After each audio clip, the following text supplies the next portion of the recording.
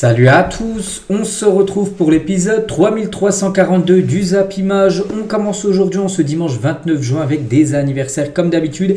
Et on commence tout d'abord avec un très grand footballeur, il a seulement 22 ans aujourd'hui. C'est Jude Bellingham, il fête aujourd'hui son anniversaire. On lui souhaite un très bon anniversaire au milieu offensif anglais du Real Madrid. Il y a également Eze, autre milieu offensif anglais, mais lui joue du côté de Crystal Palace. Il fête aujourd'hui ses 27 ans. Par exemple, il y a le milieu défensif de l'AS Roma, Leandro Paredes. Il fête aujourd'hui ses 31 ans. Bon anniversaire à tous ces joueurs. On continue, on va parler maintenant du programme du jour. Donc aujourd'hui dimanche, quelques rencontres de Coupe du Monde des clubs, 2 rencontres au programme.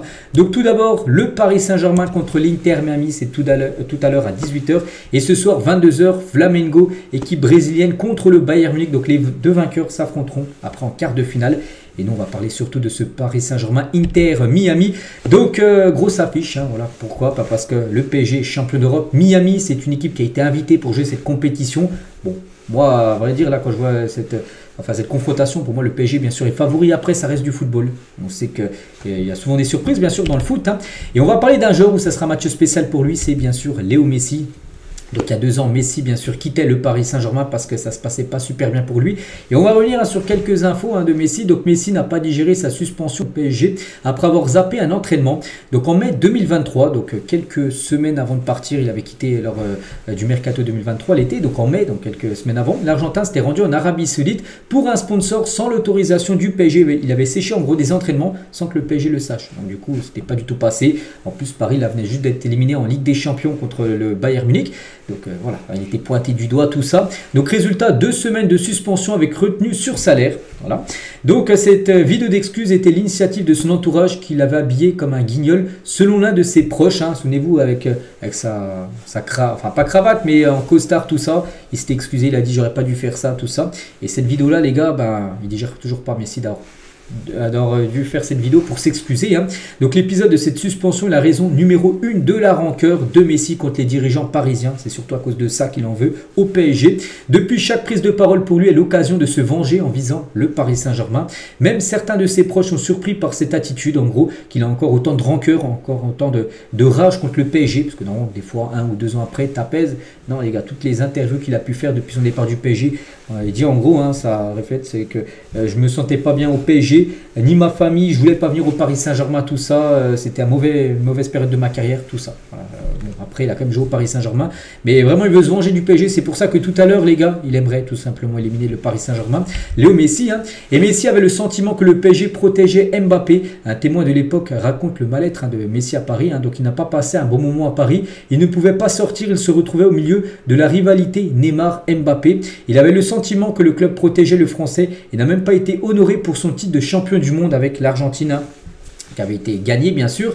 Donc à Barcelone, pourquoi? Parce que pourquoi il n'avait pas fêté ça? Parce que c'était en France, il jouait à Paris, puis c'était l'équipe de France qui avait perdu contre l'Argentine. Tout ça aussi ont fait que ça n'a pas pu être fêté au Parc des Princes, bien sûr, son titre de champion du monde. Bon, à Barcelone, c'était un dieu. Il avait l'habitude d'emmener ses enfants à l'école, le soleil. Ce sont plein de petites choses accumulées qui ont fait que il a été déraciné, bien sûr, de sa culture espagnole à Barça, tout ça. Oui. Il avait ses habitudes, donc là il a tout changé en 15 ans d'habitude à Barcelone pour venir à Paris où il fait moins beau, où il ne pouvait plus sortir, tout ça on fait le mal-être de Messi du côté bien sûr du Paris Saint-Germain. Et parfois il semblait perdu. Un salarié du PSG raconte le passage de Messi au club. Il était plutôt timide et parfois il semblait ébahi. Tout est allé trop vite, un changement de vie non voulu, nouvel environnement, nouvelle langue. Il était déraciné en gros de cette culture espagnole qu'il avait eu bien sûr depuis son plus jeune âge. Donc voilà, concernant Messi, c'est pour ça qu'il a toujours une rancœur contre le PSG. Et c'est pour ça que tout à l'heure il aimerait éliminer cette équipe parisienne, on verra. On continue, tiens, on va parler de son successeur certainement, enfin c'est pas bien de faire des comparaisons, mais il y en a beaucoup qui le comparent. Bien sûr, c'est Lamine Yamal à Messi. Et en tout cas, ils font la même chose niveau de maillot. Lamine Yamal va bien récupérer le numéro 10 au Barça, comme Messi, les gars. Messi avait le 19 à l'époque, comme Lamine Yamal actuellement. Et Messi est passé du 19 au 10, comme Lamine Yamal, qui devrait passer du 19 au 10. C'est confirmé. Le club annoncera officiellement le 13 juillet prochain que le jeune prodige portera le mythique numéro de Lionel Messi. Donc le 13 juillet, c'est l'anniversaire de Lamine Yamal qui aura ses 18 ans. Et le jour de son anniversaire, donc en cadeau, il aura ce numéro 10, bien sûr, emblématique du côté du FC Barcelone. On continue, on va parler d'une équipe, c'est l'AS Monaco qui présente son nouveau maillot de domicile. donc avec le sponsor Mizuno. N'oubliez pas que c'est fini avec Kappa, leur ancien sponsor. Donc voilà, le nouveau maillot de l'AS Monaco pour la saison prochaine, c'est officiel. Et aussi Tottenham dévoile son nouveau maillot extérieur pour la saison prochaine, un maillot de couleur noire pour les Spurs. On continue, on va parler cette fois-ci d'Olivier Giroud, va bien signer au LOSC, sauf retournement de situation. Bon, après ça se peut qu'il y ait un coup de théâtre, mais là c'est vraiment très bien parti pour qu'il revienne en France, lui qui avait joué à Montpellier à l'époque. Le meilleur buteur de l'histoire de l'équipe de France a trouvé un accord avec Lille. Voilà. Est-ce que c'est une bonne nouvelle ou pas? Ça peut être une bonne nouvelle, parce que oui, je suis là à 37 ou 38 ans, mais ça reste un joueur, les gars, qui a confirmé comme de grands, que ça soit du côté de Chelsea, du côté d'Arsenal, il a toujours été quand même bon, il a toujours marqué au moins une dizaine de buts dans chaque saison. Donc oui, à Lille, il peut bien sûr, pourquoi pas être utile pour cette équipe lilloise, et surtout, il va arriver gratuitement, vu qu'il arrive en fin de contrat avec les Los Angeles. La FFF s'apprête à renforcer son protocole face aux chants homophobes en Ligue 1 et en Ligue 2. Donc Philippe Diallo, donc le président de la Fédération française de football, va exiger des arbitres qu'ils appliquent une procédure stricte. 3 messages d'alerte diffusés par le speaker du stade, et si ça continue, suivi d'une interruption du match en cas de récidive, et certainement si ça continue, ce serait l'équipe où il y aurait les supporters à domicile qui perdraient le match sur tapis vert. S'il y a encore des chants homophobes dans les stades de Ligue 1 et Ligue 2 la saison prochaine.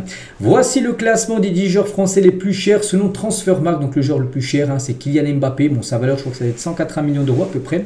Après, c'est Michael Olise, le joueur français le plus cher.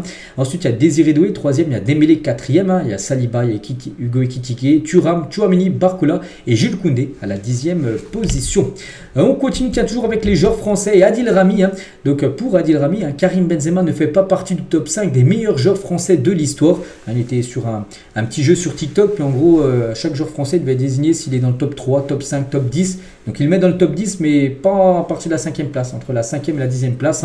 Donc il a dit non, il n'a pas pu, on l'a empêché pour moi. Voilà, on l'a empêché en gros d'être parmi les plus grands joueurs de l'histoire de l'équipe de France. Et Karim Benzema, n'oubliez pas qu'il a été écarté pendant de nombreuses années par Didier Deschamps, qui ne voulait pas le sélectionner, alors qu'on ne comprenait pas, alors qu'il était très performant au Real Madrid.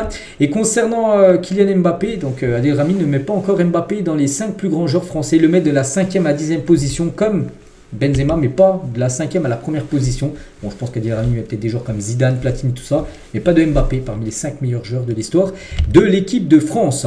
On continue avec quelques joueurs de grands joueurs actuellement en vacances, comme Bruno Fernandes qui prend du bon temps actuellement au Portugal, donc pour lui retour d'ici quelques semaines à l'entraînement, aux alentours à peu près du 15. Beaucoup d'équipes qui reprennent par exemple le 13, je sais le Barça qui reprend, mais il y a beaucoup d'équipes qui reprennent aux alentours du 15. Ça peut être un peu avant le 13, 14, 15, 16, voilà, c'est dans ces eaux-là que beaucoup de grands clubs européens reprennent l'entraînement pour préparer bien sûr la nouvelle saison. Donc on peut voir bien sûr Bruno Fernandes, on peut voir Pedri, avec Carlos Tevez se sont rencontrés, enfin se sont croisés en vacances. Ou par exemple, Ronaldo R9 a rencontré par exemple Van Dijk et Kevin De Bruyne, voilà, en vacances aussi. Donc voilà, quelques vacances bien sûr de joueurs qui reprendront d'ici 2-3 semaines l'entraînement. Comment peut-on passer à côté d'un joueur qui a réinventé le poste de latéral? Donc Jean-Michel Larquet est scandalisé de voir qu'Achraf Hakimi n'est pas compté parmi les vainqueurs potentiels du Ballon d'Or, parce que oui, on parle de Dembélé, on parle de Lamine Yamal, des fois de Pedri, de Rafinha, mais voilà, pourquoi on ne parle pas aussi de Hakimi? Parce qu'Hakimi, les gars, s'il venait à remporter le Ballon d'Or, ce ne serait pas un scandale. Il a dit qu'il serait bon de sortir des sentiers battus et que les journalistes mettent au moins un gardien ou un défenseur dans les 10 premiers du Ballon d'Or. Ça ferait du bien à ceux qui pensent que le football, ce n'est que de marquer des buts, d'avoir le 9, 7 ou 10 dans le dos, de savoir qu'il y a un Achraf Hakimi qui change une équipe quand il joue. Voilà, en gros, il dit, il dit qu'Hakimi mérite vraiment d'avoir une très belle place et pourquoi pas d'être désigné vainqueur du Ballon d'Or le 22 septembre prochain, on verra. Mais c'est vrai que ce ne serait pas un scandale de voir Hakimi. Si par exemple Paris venait à gagner la Coupe du Monde des clubs avec encore un grand Hakimi, oui, ça bon. Après, il y aura aussi Dembélé, Vitinha, tous les joueurs parisiens qui mériteraient à remporter le Ballon d'Or, mais Hakimi, les gars, s'il venait à le remporter, ce ne serait pas bien sûr immérité. Toujours du côté de Paris, donc un mois de légende. Donc aujourd'hui on est le 29, dans 2 jours les gars, ça fera un mois jour pour jour que le PSG a gagné la Ligue des Champions. Mais c'est vrai que sur ce dernier mois, Paris, les gars, a vécu pas mal de choses. Donc déjà le 31 mai, le PSG champion d'Europe au foot. Le 6 juin dernier, il y a à peu près 3 semaines, le PSG handball donc, est champion de France. Et le 24 juin, donc la semaine dernière, le Paris Basket est champion de France. Donc voilà, Paris a gagné pas mal de beaux trophées dans différents sports. Et toujours avec Paris, donc le probable maillot, 3e maillot du PSG la saison prochaine devrait être de couleur rouge. Pour les Parisiens, notez qu'il y aura également un 4e maillot qui devrait sortir, mais là plutôt en janvier 2026. On continue avec Luis Enrique, et c'est Luis Enrique en personne qui a fermé la porte à un départ de Bradley Barcola. Arsenal, Chelsea et le Bayern Munich étaient tous prêts à mettre le paquet pour s'offrir Bradley Barcola. Mais le PSG n'est pas vendeur. Luis Enrique réfléchit même à étoffer encore son secteur offensif. Donc voilà, concernant Barcola, il est tout simplement intransférable de la part du PSG. Gagner la Coupe du Monde des clubs ne changera rien. Donc Pep Guardiola qui est qualifié, n'oubliez pas que City affrontera, je ne sais même plus c'est contre qui ils affrontent Al Hilal dans leur prochain match, début de semaine. Donc bref, il a dit que même s'il venait à gagner la Coupe du Monde des clubs, en gros ça effacerait pas la saison ratée de City dans tous les cas. N'oubliez pas que City, il y a une période en janvier dernier, souvenez-vous les gars, ils ont enchaîné, ils n'avaient plus du tout à gagner, ils ont gagné un match sur 10. C'était très délicat, il a dit. Je dis à plusieurs reprises que la saison n'avait pas été bonne. Mon objectif actuel n'est pas de gagner la compétition, mais de prolonger ma présence ici. Et prolonger sa présence, c'est-à-dire d'amener de bons résultats. Parce qu'il aurait pu se faire virer. S'il aurait eu ces résultats-là dans un autre club, avec une série au moins de 10 matchs sans gagner, ou peut-être une victoire sur 10 matchs, il y a beaucoup de clubs qui l'auraient viré l'entraîneur. Donc lui, il a réussi quand même à rester en place. Donc là, son objectif, dit, c'est de rester en place du côté de City. Bon, c'est-à-dire, bien sûr, s'il gagne la Coupe du Monde des clubs, il y aura des chances qu'il reste. Puis de toute façon, il restera la saison prochaine. Deco, directeur sportif du Barça, explique pourquoi le Barça ne recrutera pas un numéro 9. Je ne suis pas préoccupé par cela car Ferran Torres est en train de devenir un attaquant de pointe important au sein de l'équipe. Nous pensons jouer avec Daniel Mo en tant que faux numéro 9 également. Et si Nico Williams ou Luis Diaz arrivent, nous pouvons jouer sans un numéro 9 fixe. Ce n'est pas un drame. Et si on s'obsède à trouver un remplaçant de qualité à Robert Lewandowski, ça ne va pas marcher. Donc voilà. Bon, après, n'oubliez pas que Lewandowski partira dans un an. Mais là, l'objectif, c'est pas de recruter un numéro 9 sur ce mercato. Même si Lewandowski venait à se blesser, il y aurait d'autres options comme Ferran Torres, Daniel Mo, ou même de faire jouer un ailier numéro 9 en gros, pour compenser par exemple l'absence de Lewandowski. Deco défense à Araujo et confirme sa continuité au Barça. C'est l'un des meilleurs défenseurs du monde. Donc Araujo, une saison compliquée, et a subi des critiques injustifiées. Donc là, surtout par rapport aux critiques qu'il avait reçues lors des la demi-finale retour contre l'Inter, où il a été fautif sur le 3e et 4e but pris du Barça. Quitter le club ne fait pas partie de ses plans. Il veut retrouver son meilleur niveau. Bon, après, c'est ce qu'il dit. Après, ce qui sera vendu, on verra. Parce que c'est un joueur qui peut bien sûr partir du FC Barcelone, parce que le Barça c'est bien, ils veulent pas mal de joueurs, mais il faut aussi lâcher quelques joueurs bien sûr sur le mercato. Et concernant Nico Williams, il a dit c'est bien que Lamine Yamal soit l'ami de Nico Williams, mais ce n'est pas un club de potes. Voilà, si Nico Williams vient, c'est pas des... Ouais, ils seront amis bien sûr, mais c'est pas pour faire la fête. C'est une équipe, le Barça bien sûr. Donc Deco prévient sur la possible arrivée de Nico Williams qui veut rejoindre le Barça. Nico a envie de venir, il confirme que Nico bien sûr veut venir, ça on le sait tous. Si les circonstances s'y prêtent, nous essaierons. C'est un nom qu'on avait toujours en tête. S'ils s'entendent bien, tant mieux. Mais voilà, c'est pas un club de potes bien sûr. Le FC Barcelone. Et on finit les gars avec Michel Platini qui avait tout vu avant tout le monde en 2007. Donc là, il y a plus de 15 ans, même 18 ans. Donc il déclarait je ne veux pas de la vidéo.